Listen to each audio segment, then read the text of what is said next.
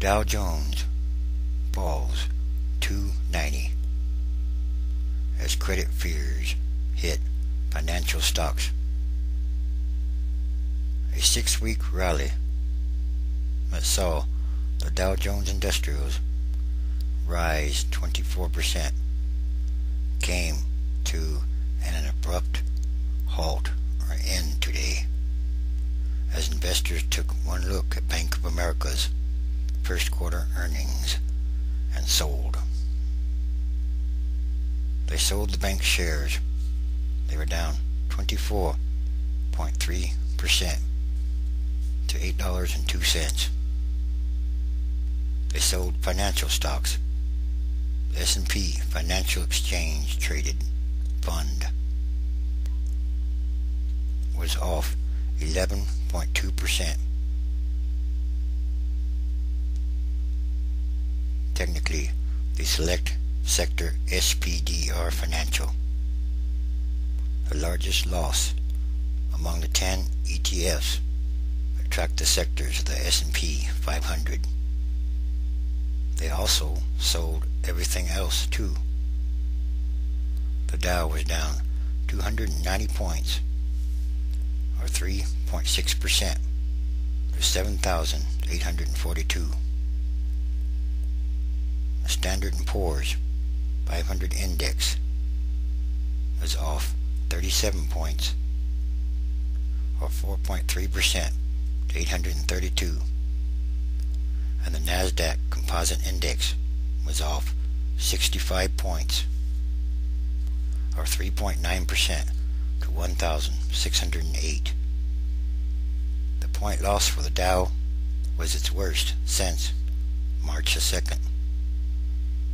S&P 500's point loss was its biggest since February, and the Nasdaq's loss was its biggest since October. Once again, and when they stand up, they're always falling back down, falling backwards, never able to go forward, not able to progress. And to add insult to injury, IBM's earnings of $1.70 a share, which came out after the close, beat street estimates. Bank of America's problem wasn't that the bank didn't make any money in the quarter. It earned $4.25 billion. Of course, Bank of America also got billions of dollars in bailout money, didn't it? The problem, as the Wall Street Journal noted, was that the bank's retail and commercial banking, credit card, and mortgage businesses show no signs of a recovery. Bank of America had to set aside more money, extra money for delinquent loans, and profit margins in some businesses contracted. That told investors at the bank and most of its competitors that it will face continued problems ahead. More problems lie ahead. One other issue was hitting financial stocks. A comment by Larry Summers, President Obama's chief economic advisor, that the Obama administration wants to rein in credit card abuses. American Express fell 13% to $18.98. Capital One Financial was down 25% to $13.38. Obviously, the credit card companies didn't like that news. At the same time, oil prices and metals prices were lower as the dollar moved higher against major currencies. Crude oil fell to $45.88 a barrel. Energy stocks were also generally lower. We've had a big rally for 6 weeks.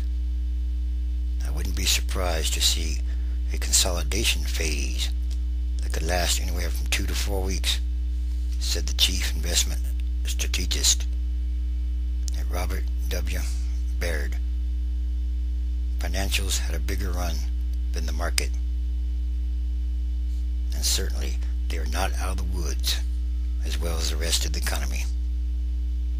No, the economy is not out of the woods yet.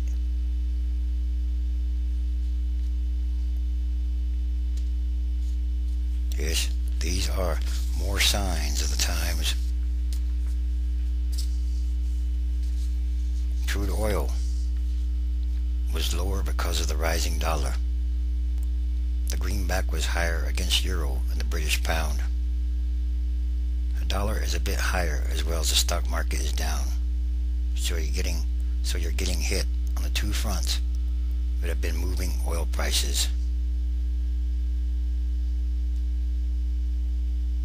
Recession will stick around for a while longer.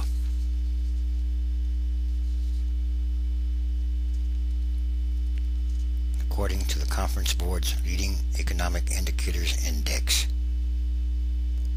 the index showed a decline of 0.3% in March after an upwardly revised decline of 0.2% in February.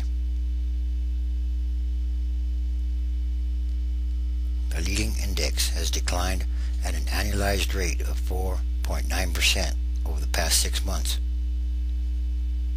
and in general shows few signs of the green shoots of recovery evident in other indicators, said one economist.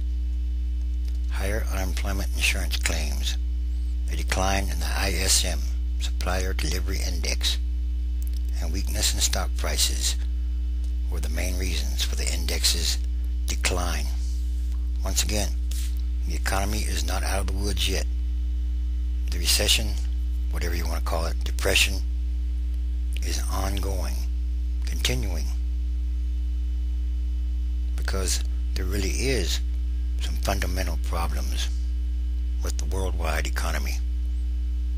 There's something more going on here, something bigger than all this. It is a sign of the times, and in turn, all these things are connected to the end times, transition days. The transition is happening. It's ongoing, day by day, every day, all around the world, and these are more signs.